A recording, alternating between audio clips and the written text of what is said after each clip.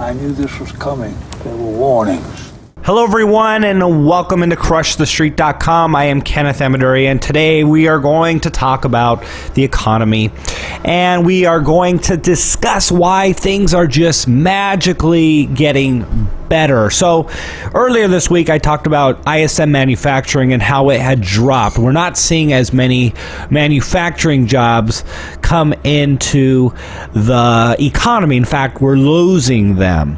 And today, we have an unemployment rate which actually went down. Things are getting better.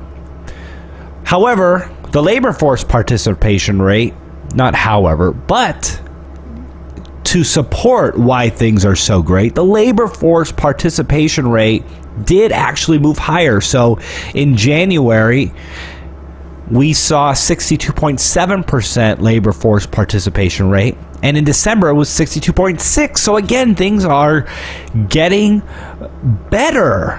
Wow, this is incredible. Now let's look at where those jobs actually came from. And by the way, the labor force participation rate essentially didn't move. It was essentially the same. But 151,000 jobs were added in January, and this was reported by Zero Hedge. And out of those 151,000 jobs, 70% of those jobs were minimum wage, waiters, and retail workers. So out of those 151,000, retail trade made up 58,000 jobs for January, and food service and drinking places, so waiters and bartenders, made up 47,000 of those jobs in January. So 70% of the jobs added in January were mostly minimum wage jobs. So people were not falling out of the workforce to a larger degree than we've seen in past months, but people were taking minimum wage jobs. So bravo economy, bravo Obama, and Fed Chairman Janet Yellen, you may now raise interest rates in March. Things are looking bright. Now, I don't want to beat a dead horse here, but the Baltic Dry Index is just completely a disaster. Now we are literally below 300 as I make this video. It is at 298. Again, it was a disaster in December when we were looking at it around 500, and we are 40% below where we were just 2 months ago. So it is a disaster out there.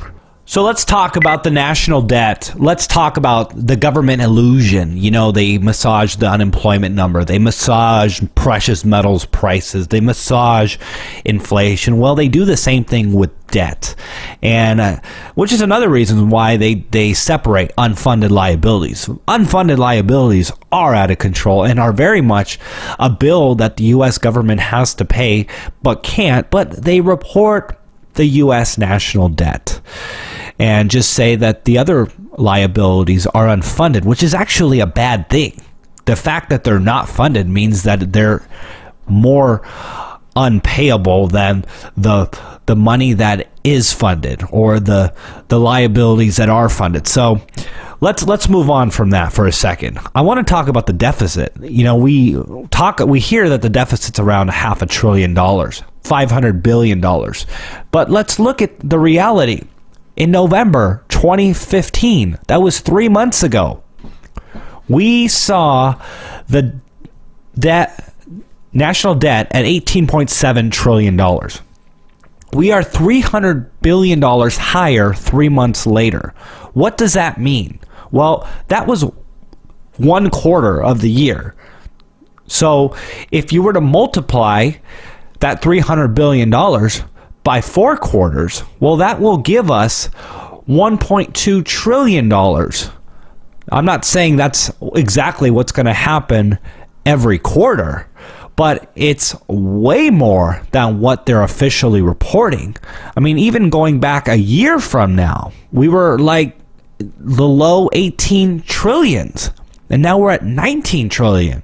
We're way beyond a $500 billion deficit year. And I'm pretty sure, I've said this before, that we are going to be very close, if not into the $20 trillion debt range by the end of the year, especially if we see things kind of get out of control and the government needing to stimulate markets. I am very, very positive that we will be close to $20 trillion in debt, if not past it.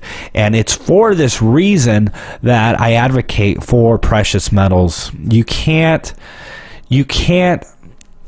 predict what the effects and the consequences of these reckless actions will be and when this will ultimately come unraveled. And we're seeing that around the world. I mean, Venezuela is hyperinflating as we speak.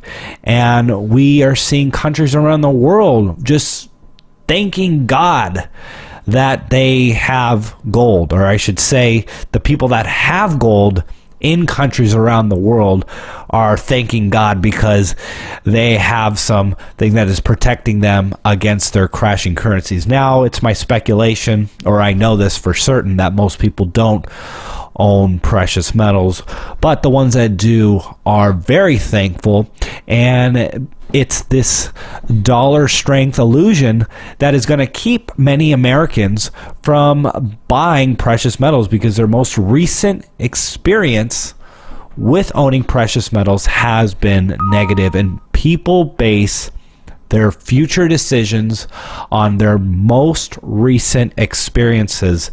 And sometimes you need to mentally overcome that, look at the bigger picture, understand what's coming, and act prudently. Now, when it comes to what Weimar Germany went through, you see those stories where people are literally burning their paper. It goes literally worthless. And Venezuela is seeing that right now at the moment.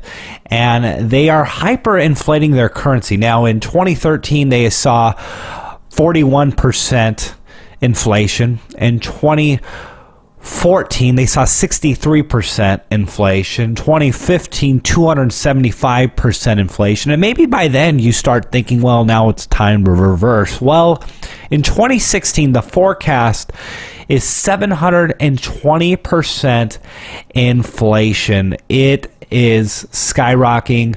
Their stock exchange has been going up. It's been going up in inflated terms. So again, if you earned it in dollars, it wouldn't necessarily mean that you're making money.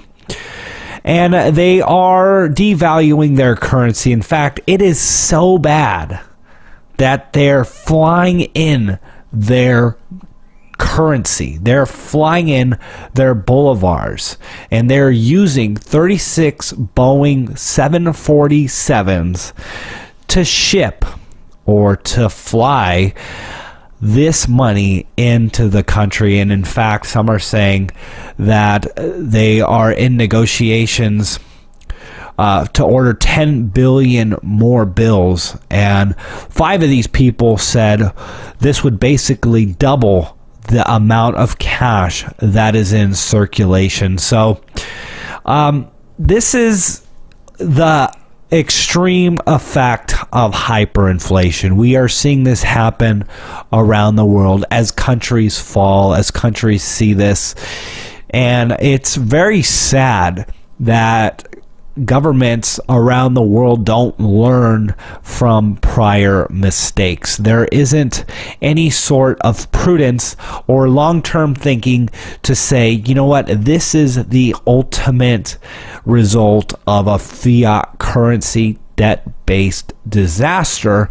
However, nobody wants to be the one to put in the effort to be prudent, because everyone is acting in their own short-term best interests. And I think that's where the problems lie with leadership and the democracy system that is currently in place. Everyone acts in their immediate short-term best interest. No one wants to be the bad guy, because they only have 8 years, you know, in the States at least, to look good, you know, or if you're the leader of the Federal Reserve. You only have that amount of time that you're in that position to look good, and if you can make the economy immediately react better, you will do so.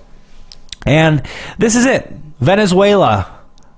This is the effects of hyperinflation, and I am very positive that people in this country that own precious metals are going to be very happy. Look, a 720% forecast devaluation of their currency in 2016. Well, hey, that's, if they own precious metals, that's 7 times their money.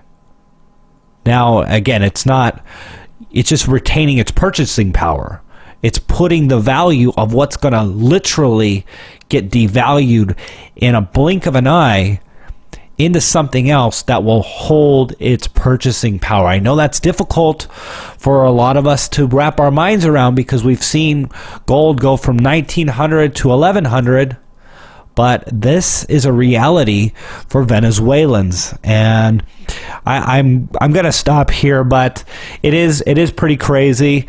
Everyone, we're going to have some really exciting interviews. I've already interviewed Gary Christensen, a deviant investor, a very smart guy, a guy who is definitely going to encourage you. If you haven't bought precious metals, his analysis, what he sees coming in the markets will most definitely cause you to rethink your portfolio position and be prepared for what is coming in 2016 and 2017. We also interviewed Jim Rogers and also some other interviews as well, and you're going to enjoy them.